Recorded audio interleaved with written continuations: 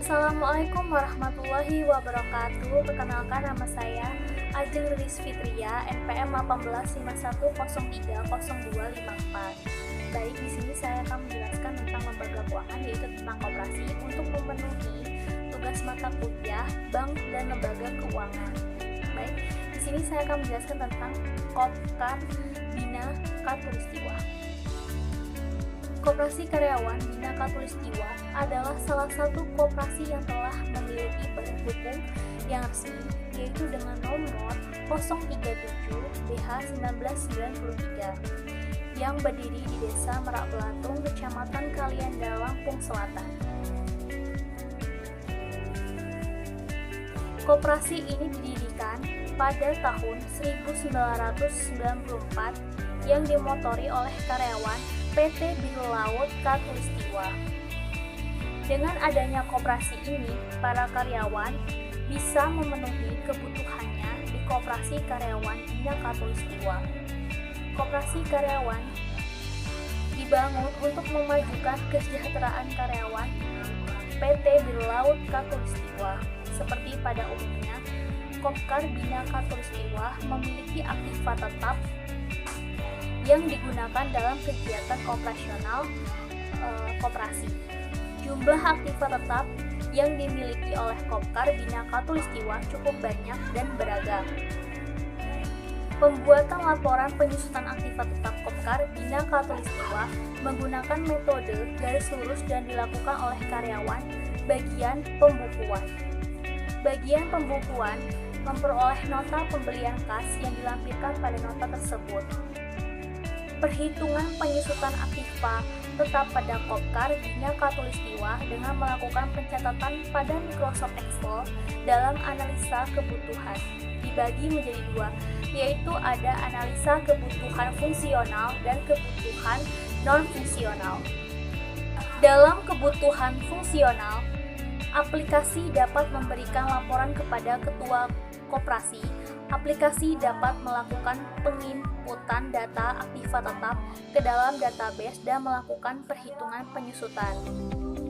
Yang kedua, dalam kebutuhan non-fungsional. Yang pertama yaitu adalah perangkat keras dan perangkat lunak. Nah, kalau perangkat keras ini yaitu adalah FGA card 128 MB, memori 2 GB, hard disk space 80 GB terpasang. Monitor, mouse, keyboard itu berdasarkan perangkat yang ada di atas itu. Untuk spesifikasi komputer yang ada sangat mencukupi, hanya saja perlu printer standar untuk mencetak laporan.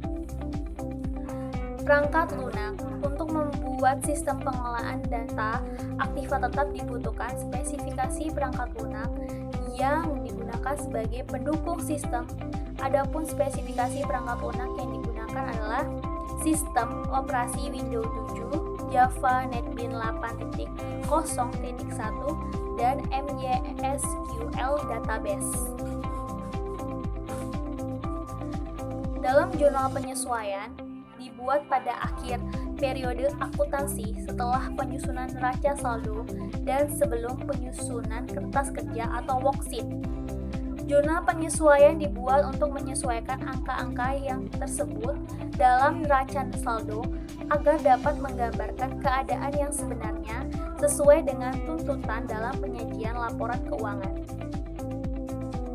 Dalam implementasi program menggunakan sistem merupakan tahap mengoperasikan sistem. Tahap penggunaan sistem ini dilakukan setelah sistem selesai.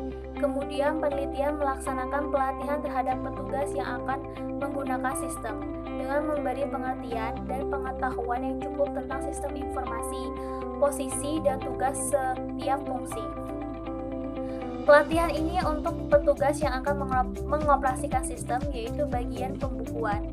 Hal ini dimaksudkan agar user memahami prosedur kerja sistem, dapat mengurangi kesalahan-kesalahan yang timbul yang dapat menghambat kelancaran operasional perusahaan sehingga tujuan sistem dapat tercapai.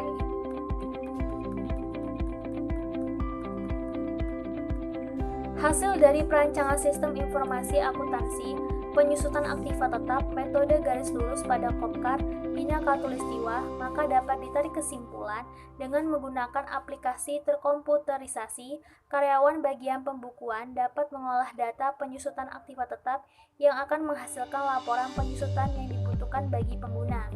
Selain itu, data penyusutan aktiva tetap dilaporkan oleh koordinator dalam RUPS untuk menilai penyusutan aktiva tetap sebagai operasional dan aset perusahaan yang mengeluarkan biaya.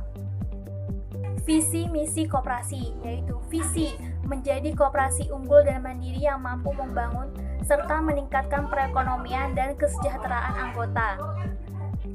Misinya, yang pertama, menghimpun dana dari anggota dalam bentuk tabungan sebagai modal untuk menyelenggarakan usaha penyedia jasa dan kebutuhan yang dikelola secara mandiri dan amanah. Yang ketiga, meningkatkan tali persaudaraan, loyalitas dan kebersamaan di antara sesama anggota koperasi dan perusahaan.